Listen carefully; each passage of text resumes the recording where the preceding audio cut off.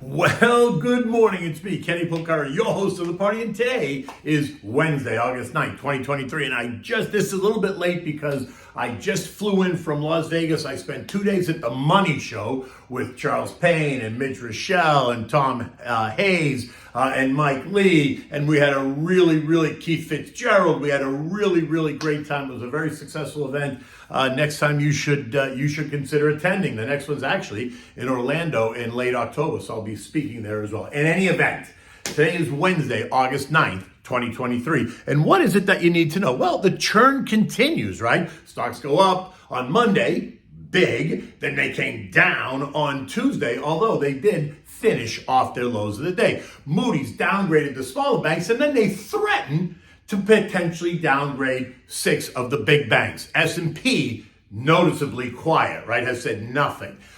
International flavors and fragrances got whacked badly. Why?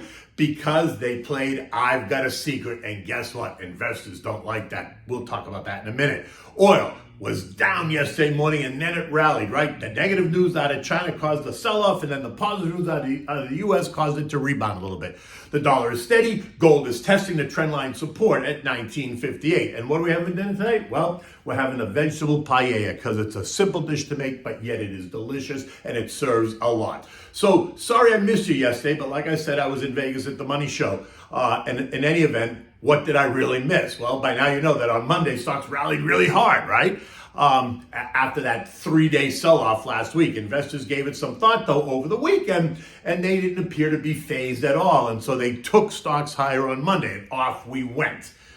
By late Monday, all the indexes surged, and the idea that there was anything at all to be concerned about was just that. It was just an idea. Apparently nothing to be concerned about. But then yesterday morning, that was another story. Stocks in the pre-market were under pressure and remained lower for most of the day, only to have some bargain hunters go on a late day shopping spree looking for opportunities. By 4 p.m., the indexes, while lower, were off the lows of the day. The Dow lost 158 points. The S&P only gave up 19. The Nasdaq lost 110. The Russell fell 11. And the transports gave up 91 points. But all indexes were off their lows of the day. Negative economic news out of China set the tone initially. And then we got hit with news that UPS was cutting its forecast going forward for a couple of reasons. First was the disruptive and very expensive union contract, right? As workers demanded what? Well, they demanded more money, better benefits, and more time off. And then 2, the company reported that both domestic and international markets were hurt by a decline in average daily volumes. Investors didn't like that, and they took 3.4% out of the stock before 10 o'clock in the morning. But then cooler heads prevailed, and while it did not go positive, it did take back much of the early losses to end the day down only 0.9%. But let's be honest. Why was the company or investors really surprised? We know they were going to have to pay through the nose for this contract. That was very clear, right? They've been complaining about slow volumes as well. So was any of it really a surprise? I think what happened, it was the toll that the new contract is going to take on the guidance going forward. As they did not expect the contract to be as generous or disruptive as it turned out to be. And that was the fact, and they had to lower the full year forecast to account for the bigger payroll expenses, and that caught most people off guard, right? Add to that, and I'm going to say, get ready for the United Auto Workers contract, a negotiation with General Motors that happens in September. Remember, Mary Barra, CEO at GM, gave us a glowing earnings report last week, and now she's going to have to contend with an angry mob of workers that want their fair share in the good fortune of all their hard work. And so I suspect GM is going to be adjusting their guidance at some point as well in the fall. In fact, if you look at the chart, it also suggests that investors are already preparing for it, right? The stock is down 7% since they announced their blowout earnings announcement. So that's not necessarily a good sign, right? And then we heard from Moody's, another ratings agency that was not to be left outdone by Fitch. Remember, Fitch downgraded U.S. debt last week. So now Moody's had to say something in order to stay in the game. So what did they do? They downgraded 10 smaller U.S. banks that include Truist Financial down 6/10, State Street down 1.6, Bank of New York down 1.3, Bank Financial down 1.2. M&T Bank down 1.4, along with 4 or 5 others. They cited tighter lending standards and their ability or inability to withstand sharply higher rates. And then they warned that they could cut credit ratings on some of the big U.S. banks, and that sent the whole sector lower. The XLF lost 1%. The KBW index fell by 1.2. Individual names like J.P. Morgan down 6/10, Citi down 1.5, Bank of America was down 1.5. Right? The only one that hadn't said anything yet is S&P. So are they going to have to downgrade something to stay in the game, or are they just going to sit mum and do nothing? The healthcare sector, the XLV, was up 0.8, and that got a boost from Lilly, which was up 15%. They handily beat street estimates, and they reported booming sales from Mounjaro, right? That diabetes drug that everyone apparently is now using for a weight loss injectable drug. Investors seemingly oblivious to the fact that they, along with Novo Nordisk, which makes Ozempic, are about to get hit, about to get sued because of some of the side effects of these drugs. You can just Google it and see, but it causes apparently stomach paralysis if you don't use it right. In any event, the lawsuit conversation is apparently for another day. International Flavors and Fragrances got slammed and fell by 19% after they missed their earnings and slashed sales forecasts for the year, slashed revenues for the year, and suffered all kinds of downgrades from the street. And here's the lesson to be learned out of that. IFF had to know that they were going to miss these street estimates last week, the week before. And they had to know that they were going to be also cutting their forecast. They had to know it, right? But instead of warning, they chose to play I got a secret. And the fact that they waited until earnings day to reveal this only made the reaction that much worse. Had they forewarned the street and investors that estimates were too high and that they were likely going to have to take a hit to guidance, I can assure you the reaction would not have been as severe. Yes, they would have gotten slammed, but not to the extent that they did yesterday. And why is that?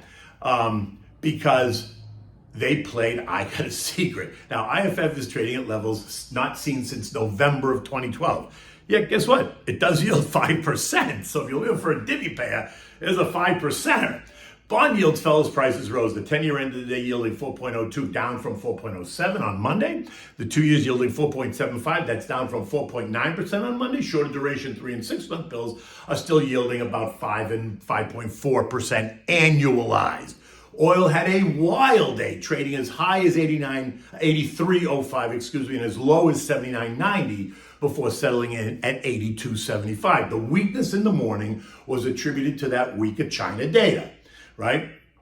That we got out of the eco data, right? While the rebound in the afternoon was attributed to the upbeat U.S. economic outlook. The Energy Information Administration reported U.S. crude production, which is fossil fuel, is expected to rise by 850,000 barrels a day, taking production to 12.76 million barrels per day in 2023. But don't forget, the Saudis and Russians are also cutting production, all while global demand is rising. So what do you think is going to happen to the price of oil? Do you see where this is going? It's a supply-demand conversation, Econ 101. The dollar index remains hugging the trend line at 102.47, while gold tested trend line support at 1962, right? It briefly traded down below that to 1958, but recovered to end the day at 1964. And this is key. Keep your eyes on the dollar. Any strengthening of the dollar is going to send gold lower, while any weakening of the dollar will help to stabilize it. I think gold is telling us, though, that the Fed is not done raising rates. That's just my interpretation, but let's see. The VIX, which is the fear index, surged in the early morning, but fell as the day wore on. Recall last week, we saw a 30% rise in the VIX, right? Leaving it in the 1642 to 19 trading range. Yesterday, we saw it trade up as 1814 before it backed off later in the afternoon, only to end the day at 1599. Still up, though, 1.5% on the day. The S&P sits at 44.99, down 19 points. Now, I'm not changing my outlook. I've been saying that I think the market is tired, and I still think it is. I still expect it to back off over the next 8 weeks, but I am not expecting a major drawdown. Why? because I think there are a lot of buyers out there, ones that went to cash and they're holding cash as they waited for the meltdown that never came. And now we're in the second half of the year and they cannot afford to not get involved. So any pullback is sure to be bought, right? Down 5-6%, there's going to be plenty of buyers. But who's complaining? Not me, right? I'm not going to complain if they push it up because I'm invested, and I'm not going to complain if they push it lower. In fact, I think lower is good at the moment, as it will shake the branch a little bit, and surely we'll see some anxious investors will fall out.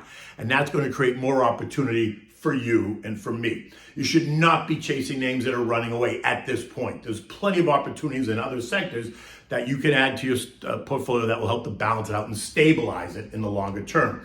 Remember, this is a long game. We're not playing the short game, we're playing the long game. Okay, so we're having dinner time. We're gonna have the vegetable paella, and I'm featuring this because I got an email from a follower who said he wants a vegetarian dish, and so this is always a go-to, and it's great. It's like a traditional paella. It's easy to make, and you can increase the amount of ingredients if you need to feed a larger number of people, right? It features no meat or fish, only vegetables and rice, right? Made with the traditional paella seasoning. I think you'll enjoy it, right? If you're just trying to get a break from fish and meat and chicken. If you don't have a paella pan, don't worry. You're just going to use a large non-stick frying pan to accommodate the Spanish rice and to accommodate the size that you want to make it. You're going to need olive oil. You need 1 red, 1 yellow bell pepper. Chop them up. You need 6 scallions, thinned slicely. You need 5 cups of vegetable broth, 3 cloves of garlic minced. You chop it up really nice. 1 teaspoon of crumpled saffron threads, 1 cup of short grain rice like Goya or Vita Ros. You want 3 cups of broccoli florets. You need 1 cup of frozen baby peas. You need sliced cherry tomatoes. You need green olives. You need pitted black olives. You need 1 lemon that you're going to cut into wedges, and you always need some fresh parsley. Begin by heating the oil in the large nonstick skillet over the medium heat. Add the bell peppers, the garlic, the scallions. Cook for 5 minutes or so. Next, you're going to add the broth. Stir in the saffron. Bring it to a boil. Now add the rice and stir. Reduce the rice to medium low. Cover and cook for about 10 minutes. You want to add just enough rice so that it's submerged under the water. You want the rice to be submerged. If you add too much rice, it's not going to cook right. Next, add the broccoli, the peas, the tomatoes, and the olives, right? Put that on top of the rice. Cover and cook it for about another 10 minutes or so, or until the rice is fluffy and tender. Now remove it from the heat. Let it rest for 5 minutes. Taste it, adjust it for seasoning. You know, salt and pepper, you put salt and pepper in there as you've gone along, but taste it and adjust it. And if you need to, add a little bit more. And you can always present this in a large family-style platter, garnishing around the edges with the lemon wedges and the chopped parsley. And it's an all-in-one meal. You don't need anything else because you get your rice, you get all your vegetables. It's a filling meal. It's a good meal. You don't feel heavy and weighed down after you eat it. In any event, it's a beautiful day here. I'm going on Neil Cavuto at 12:30 today. So make sure you tune in to Fox Business, and then we'll talk then. Until tomorrow, take good care.